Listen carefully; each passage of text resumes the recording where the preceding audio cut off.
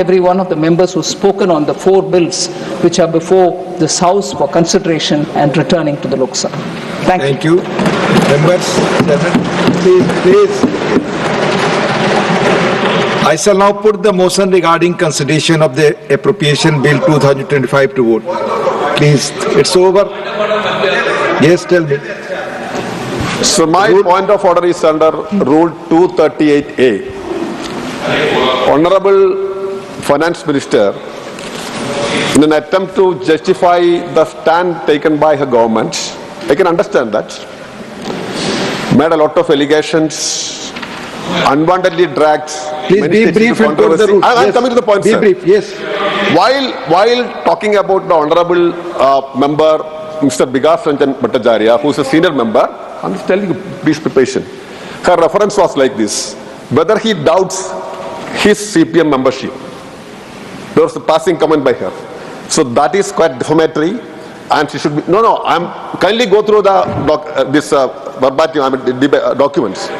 That reference could have been avoided. Yes. The reference was whether he himself doubts his CPM membership. Thank you. That's no pointer. Please. Please. I shall now put the motion regarding consideration of the Appropriation Bill 2025 to vote. The question is that Appropriation Bill 2025 as passed by Lok Sabha be taken into consideration. Those in favor will please say aye. Aye. Those against will please say no. I think the ayes have it. The motion is adopted. We shall now take up clause by clause consideration of the bill. Clauses 2, 3 and the scheduled stand part of the bill. Those in favor will please say aye. Aye. Those against will please say no. I think the ayes have it. Clauses 2, 3 and the schedule are adopted. Clause 1, the enacting formula and the title stand part of the bill. Those in favor will please say aye. Aye. Those against will please say no. I think the ayes have it. Clause 1, the enacting formula and the title are adopted. Srimati Nirmala Sitharaman to move that the bill be returned. Sir, I rise to move that the bill be returned. Motion moved that the bill be returned. The question is that the bill be returned. Those in favor will please say aye. Aye. Those against will please say no. I think the ayes have it. The bill is returned. I shall now put the motion regarding consideration of the Appropriation number 2 Bill 2025 to vote. The question is that the Appropriation number 2 Bill 2025 as passed by Lok Sabha be taken to consideration. Those in favor will please say aye. Aye. Those against will please say no. I think the ayes have it. The motion is adopted. We shall now take up. Please keep quiet. Shanti rakhe, please. We shall now take up clause by clause consideration of the bill. Clauses 2, 3 and the schedule stand part of the bill. Those in favor will please say aye. Aye. Those against will please say no. I think the ayes have it. Clauses 2, 3 and the schedule are adopted. Clause 1, the enacting formula and the title stand part of the bill. Those in favor will please say aye. Aye. Those against will please say no. I think the ayes have it. Clause 1, the enacting formula and the title are adopted. Srimati Nirmala Sitharaman ji to move that the bill be returned. Sir, I rise to move that the bill be returned. Motion moved that the bill be returned. The question is that the bill be returned. Those in favor will please say aye. Aye. Those against will please say no. I think the ayes have it. The bill is returned. I shall now put the motion regarding consideration of the Manipur Appropriation Vote on Account Bill 2025 to vote. The question is that the Manipur Appropriation Vote on Account Bill 2025 as passed by Lok Sabha be taken into consideration. Those in favor will please say aye. Aye. Those against will please say no. I think the ayes have it. The motion is adopted. We shall now take up clause by clause consideration of the bill. Clauses 2 to 4 and the schedule stand part of the bill. Those in favor will please say aye. Aye. Those against will please say no. I think the ayes have it. Clauses 2 to 4 and the schedule are adopted.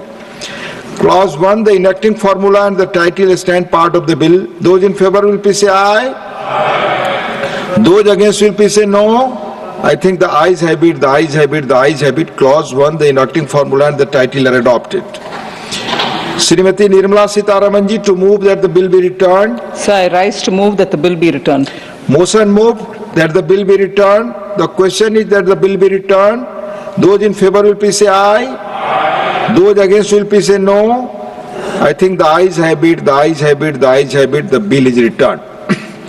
I shall now put the motion regarding consideration of the Manipur Appropriation Bill 2025 to vote.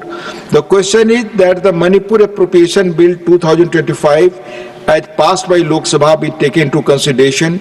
Those in favor will please say aye. Those against will please say no. I think the ayes have it, the ayes have it, the ayes have it. The motion is adopted. We shall now take up clause by clause consideration of the bill. Clauses 2, 3 and the schedule stand part of the bill. Those in favor will please say aye. Those against will please say no. I think the ayes have it, the ayes have it, the ayes have it. Clauses 2, 3 and the schedule are adopted. Clause 1, the enacting formula and the title stand part of the bill. Those in favor will please say aye. Those against will please say no. I think the ayes have it, the ayes have it, the ayes have it. Clause 1, the enacting formula and the title are adopted. Srimati Nirmala Sitharaman ji to move that the bill be returned. Sir, I rise to move that the bill be returned. Motion moved that the bill be returned. The question is that the bill be returned. Those in favor will please say aye. Those against will please say no. I think the ayes have it, the ayes have it, the ayes have it. The bill is returned. कुछ छूटा नहीं? Now discussion on the working of the Ministry of Health and Family Welfare. Shri Trichu Shivaji to raise the discussion on the working of the Ministry of Health and Family Welfare. माननीय मंत्री जी ने chair से permission लेकर गए हैं, अभी तुरंत आएंगे. His two state ministers are here. He has taken permission from the chair to go.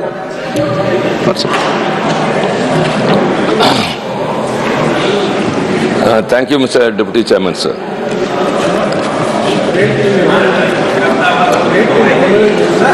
Please. Yes, I have already informed. Please. Please, आप अपने अपनी सीट पर बैठे. We are resuming discussion. Please take your seats. माननीय त्रिचू जी.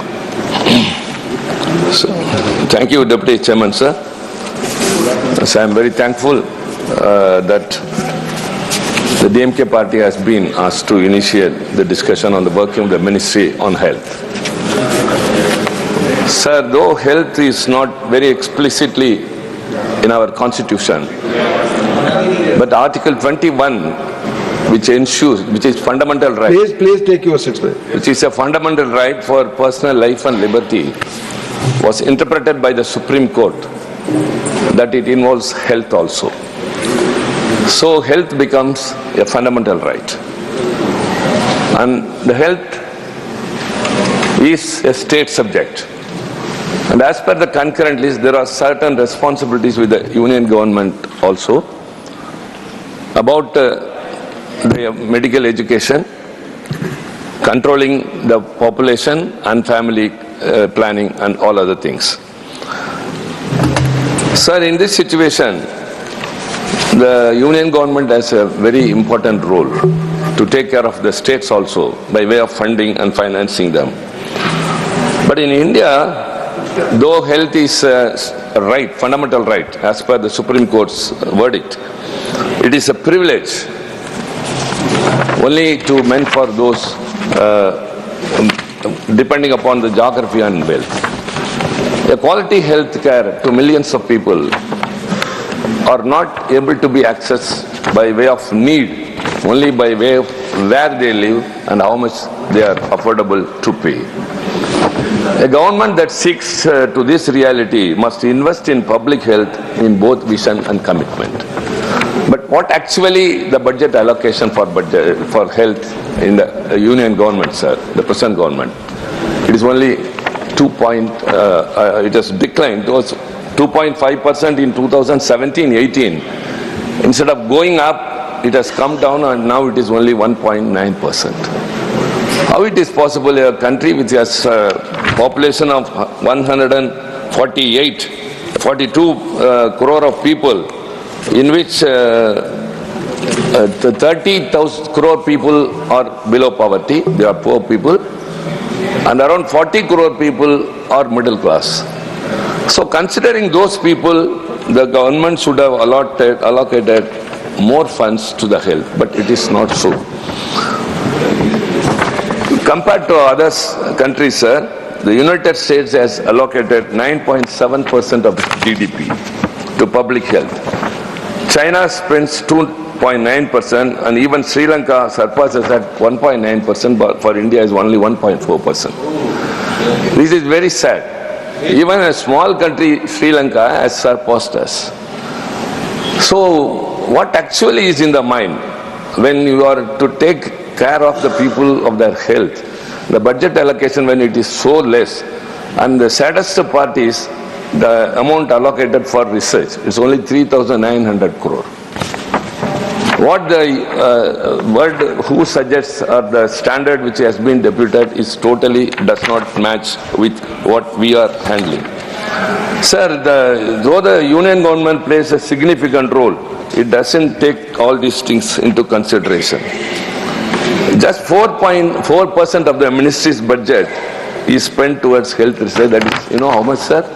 0.02% of our GDP. Actually, the WHO has suggested it should be at least 1%. Even the Standing Committee on Family and Health and Family Welfare has recommended that it should be 0.1% at least. But actually it is 0.02, whereas the other countries, United Kingdom spends 0.65% and United States is at 0.44%. Sir, this standing committee's recommendations are not taken into consideration. Research is very important as far as health is concerned. So the budget allocation is very much less. It's only less than 2%. And the research is much lesser than the GDP, that's 0.02%. Take for example the state governments. The Tamil Nadu state government has allocated 4.9% of its total expenditure towards health care. So it must be taken as a cue. The government health expenditure as a share of GDP in other countries. I am very sorry that when I am speaking in the parliament, it will go across the world. I am very sorry to depict my nation in such a sad situation, but the government has to take the responsibility. It's our responsibility to point out, compared to other countries. See, even Thailand is 3.6%, and Brazil is 4.3%, South Korea is 5.4%. But in our country, the government's expenditure towards health is so sad that we stand at only 1.4%. So they have to take into consideration that it is not a thing that should be overlooked just like that and say these things and impose upon. So the medical education is vested with the union government instead of controlling the population. See, for example, we are raising the issue of delimitation, that we may have a very bad consequence if the delimitation is done on the basis of population. Why, sir? In 1976, an amendment was brought in the constitution that birth control will be implemented across the country uniformly, and then only delimitation can be done, and it was deferred to 25 years after. And even in 2001, when Vajpayee ji was the Prime Minister, he also deferred it to 25 years since the population has not come to a level. The same situation prevails now also. In 2001, the population was 100 crore, and in 2011 it became 120 crore. And now it is 142, whereas the southern states have controlled the population, whereas the northern states have gone. So the government should have concentrated that uniformly the population should have been controlled and family planning should also have been implemented. But not so. Whereas it comes into the medical education, they bring an examination NEET, which is common to all across the country. Sir, one size fits to all will not suit to education. Every state has, see, Tamil Nadu has got 79 medical colleges. the highest in the state, in the country. We give a very good education, everyone is appreciating, that all apart. You introduce NEET, which doesn't suit to one part of the country. See, a student who studies up to 12th standard, night and day, and scores very high marks, it is thrown to dustbin, and they conduct an examination for 3 hours, which is maybe totally new, but now they are being compelled to go through that examination or a crash course, spending a lot of money going to private institutions, and then only they can appear in NEET and pass. So this NEET examination, it must suit to the states, and so with the par with the state government, we have passed a legislation in the state government. Even after the consent of the governor, it is lying with the union government. You have to take into consideration. A state has got its own right. Health is a right of the state as per constitution. But since the medical education comes under the concurrent list with the union government, instead of concentrating on controlling the population and implementing family control, considering the future of this nation, you are bringing in the education and compelling all other states to go and accept only NEET examination, which has bothered the students so much across. Sir, these are all not just, and now that the finance minister has announced the budget, 10,000 medical seats will be increased. That will be done only by the state governments. Only the aims is with the union government. All the state governments have to increase the medical seats without giving them enough supply, without giving them any facility which they need. How can you expect to increase?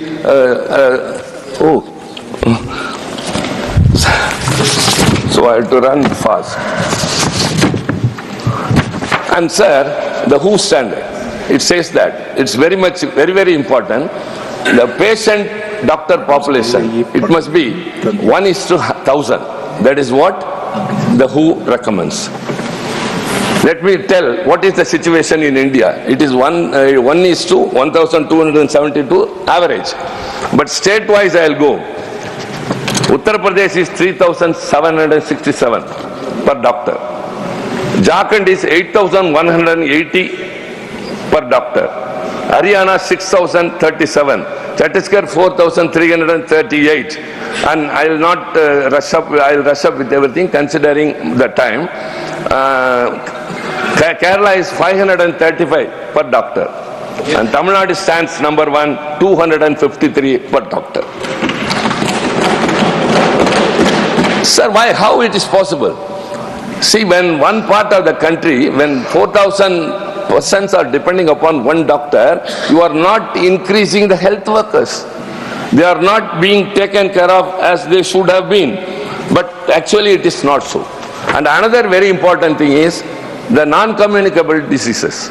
Because of the non-communicable diseases, what is happening is, non-communicable diseases are like diabetes, cancer, and pulmonary diseases and all other things. Because of that, probability that a 30-year-old dies before the age of 70 due to this NCD, that is non-communicable diseases. In Japan, it's only 8%. Out of the total deaths, the deaths because of NCD is 8%. UK is 11%, USA 14%, Brazil 15%, China 16%, Bangladesh 18%, Vietnam 20%, Malaysia 22%, India 24%. Again, I feel sad and sorry to say all these things.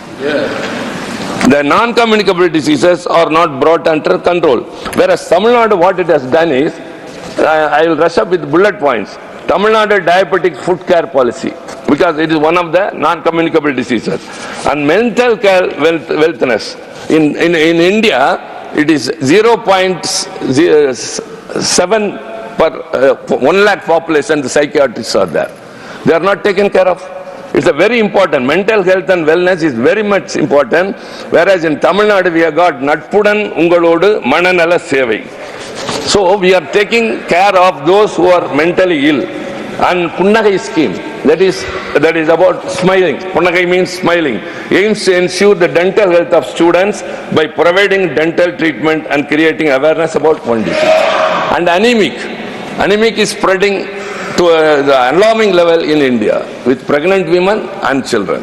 So what has been done towards that? The Tamil Nadu government across India, it started from Tamil Nadu and now implemented all over the nation the midday meal scheme.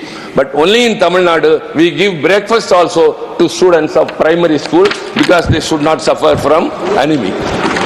And this is being followed by other states like Kerala also. Yes, sir. Kerala also following. So southern states always stand first. That's why we are victimized. That's why we are penalized. For everything we are not taken care of. We are not being ignored. We are being ignored for the way we are performing very well. We have never heard that an outstanding student is punished anywhere, sir, only in our country. This government is with a stepmotherly attitude and partiality looking into it. Strong public health infrastructure we have. We have got a strong focus on preventive care and community health services. Many PHCs across the country, what the union government should do is, it should focus on those states where the things are getting worse. Whereas we are doing very well. The PHCs are more in number, the community medical center, health centers are more in number, the secondary, tertiary hospitals are providing the best health.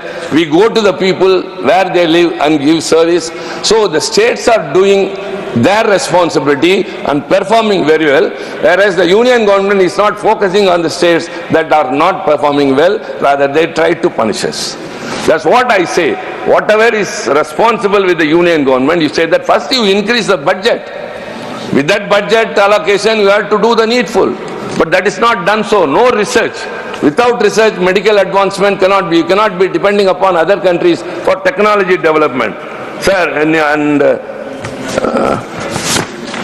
I got very important concerns because I think you have to give me some minute or two for more.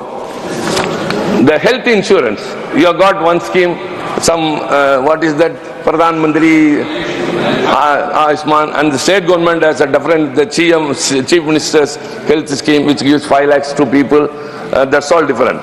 But the saddest part is, the minister should take it into consideration. Excuse me, only the MOs is here, don't disturb them.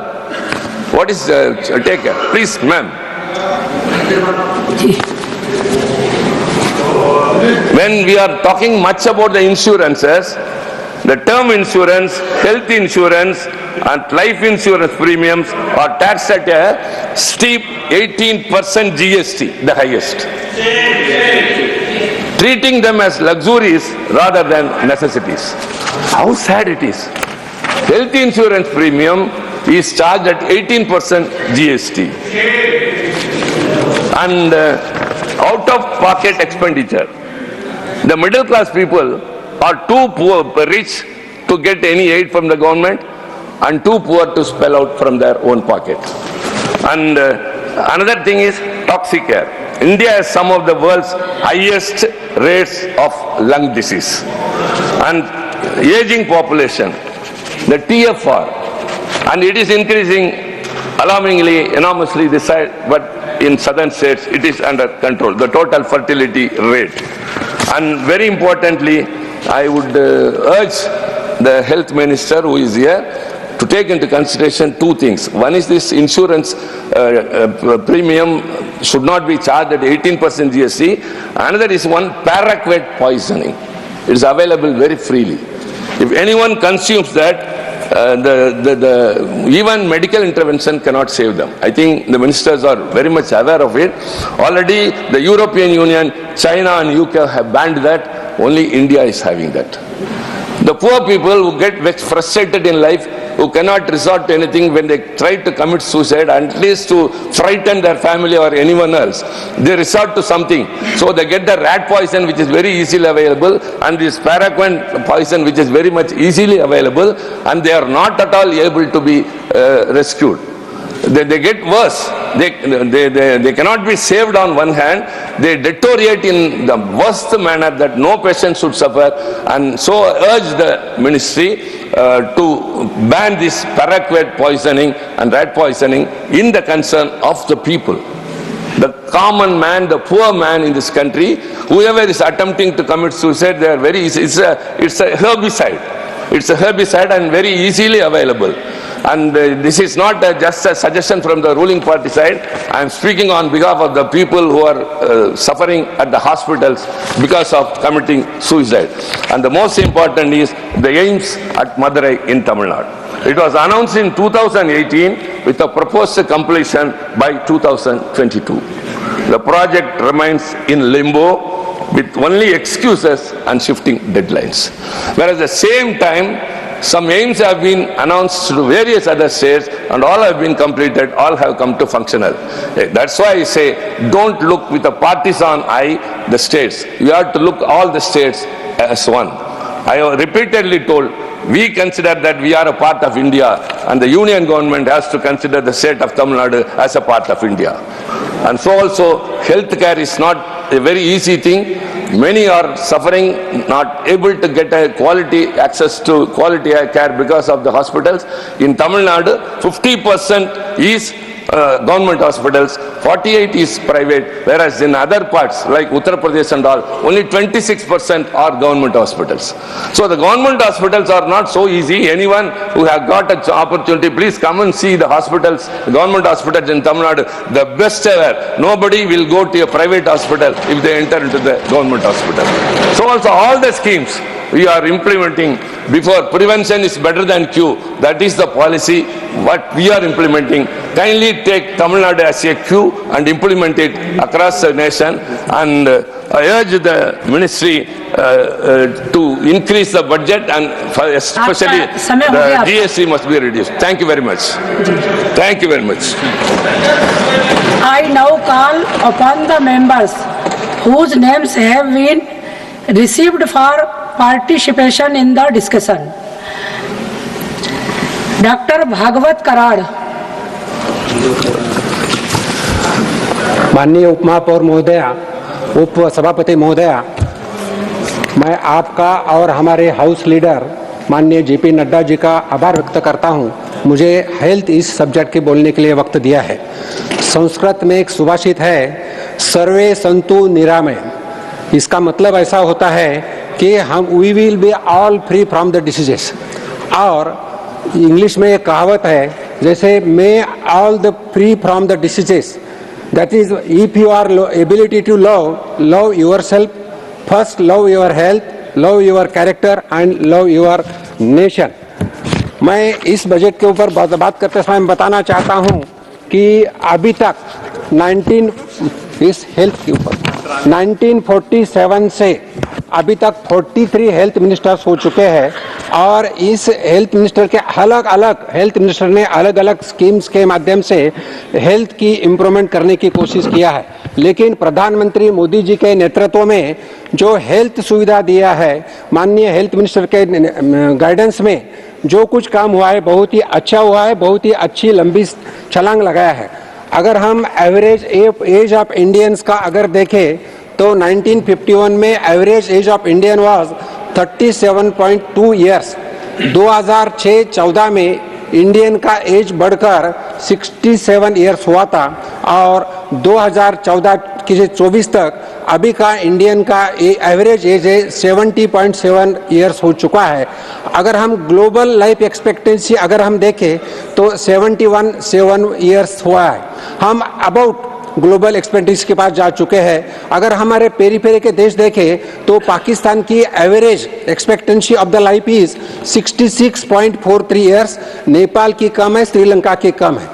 दूसरा indication जो महत्वपूर्ण रहता है health में तो maternal mortality rate रहता है, यानी आफ्टर डिलीवरी मदर का कुछ जो डेथ होता है उसके ऊपर काउंट किया जाता है। नेशनल हेल्थ पॉलिसी के माध्यम से ये मैटरनल मॉर्टिलिटी रेट 1997 में 398 था, 398। अगर हम ग्लोबल मैटरनल मॉर्टिलिटी रेट अगर हम देखें तो 223 पर लाख लाइव बर्थ है। लेकिन मैं आपको सदन में बताना चाहता हूं कि इंडिया का मैटरनल मॉर्टिलिटी रेट 97 पर 1 लाख लाइव बर्थ है, यानी 83% रिडक्शन ये कुछ सालों में हो चुका है। Third important indication for health is infant mortality rate.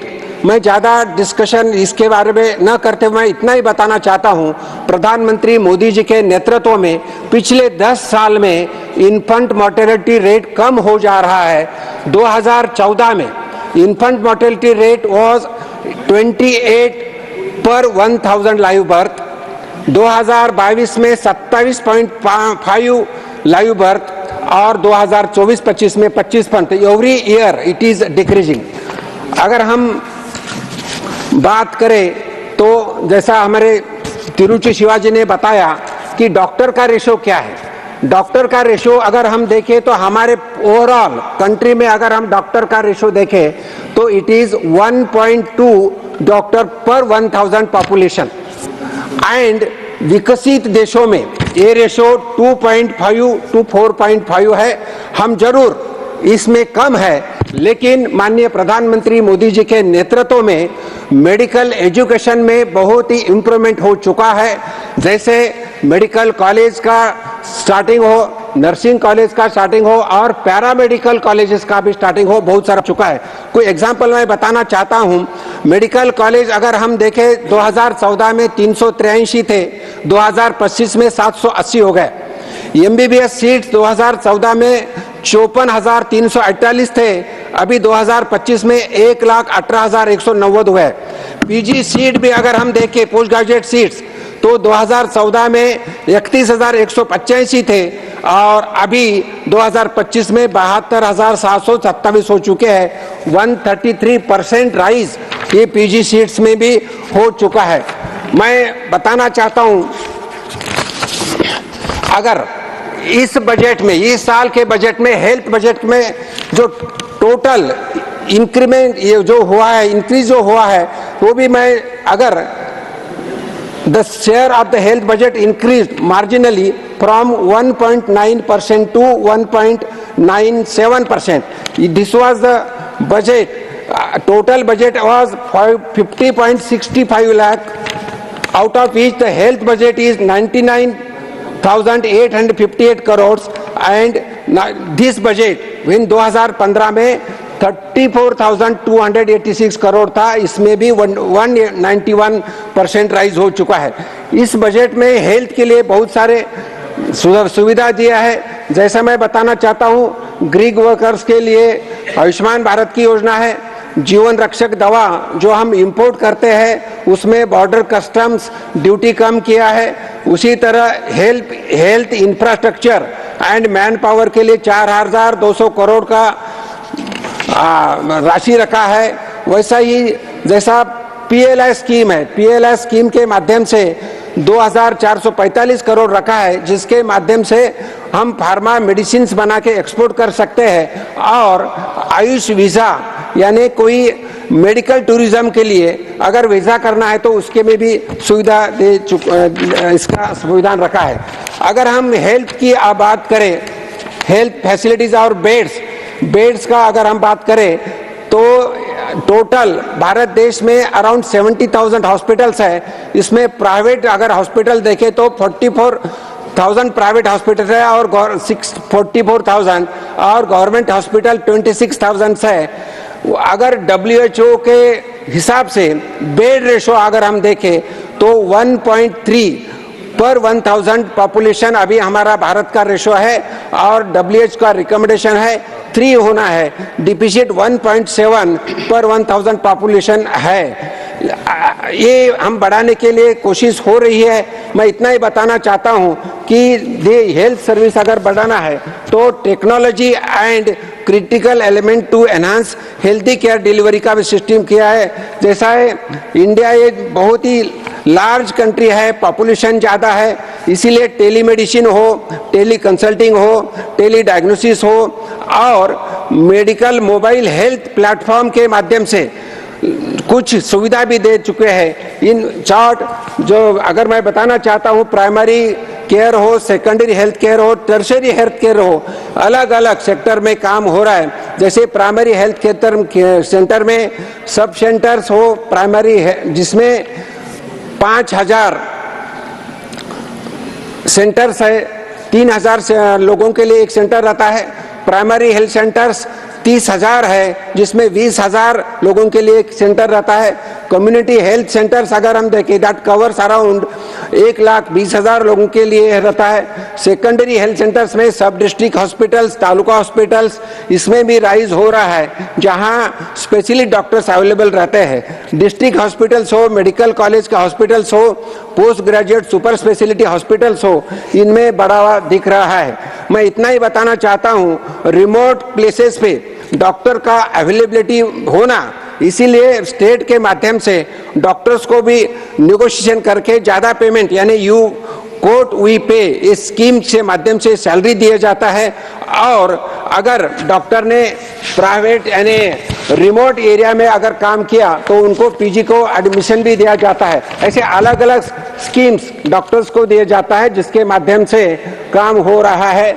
Sub centre हो, प्राइमरी हेल्थ सेंटर हो, कॉमन हेल्थ सेंटर हो, डिविजनल हॉस्पिटल हो या डिस्ट्रिक्ट हॉस्पिटल हो, यहाँ अलग अलग 14 से लेके 318 तक अलग अलग लेबोरेटरी टेस्ट किए जाते हैं और पेशेंट की केयर जाती है।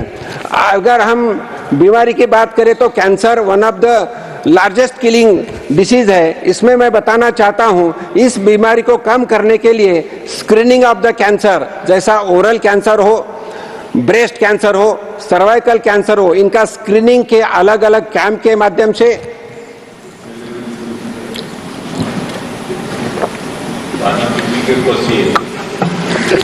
माध्यम से इन्वेस्टिगेशन से माध्यम से काम हो रहा है। और जैसे ही सवेरे माननीय आरोग्य मंत्री जी ने बताया कि कैंसर का स्क्रीनिंग करने के बाद 1 लाख कुछ ऑड अमाउंट लोगों का डायग्नोसिस हो गया और उनको ट्रीटमेंट भी हो रही है। मैं इतना ही बताना चाहता हूं कि अलग अलग स्कीम्स के माध्यम से लोगों को फायदा मिल रहा है। जैसे इंश्योरेंस सेक्टर में पीएम आयुष्मान भारत स्कीम हो, पीएम जन सुरक्षा बीमा योजना हो, पीएम जीवन ज्योति बीमा योजना हो या लाइफ इंश्योरेंस हो। पीएम आयुष्मान भारत ये बहुत ही महत्वपूर्ण स्कीम जो 25 सितंबर 2018 को शुरुआत हो गई।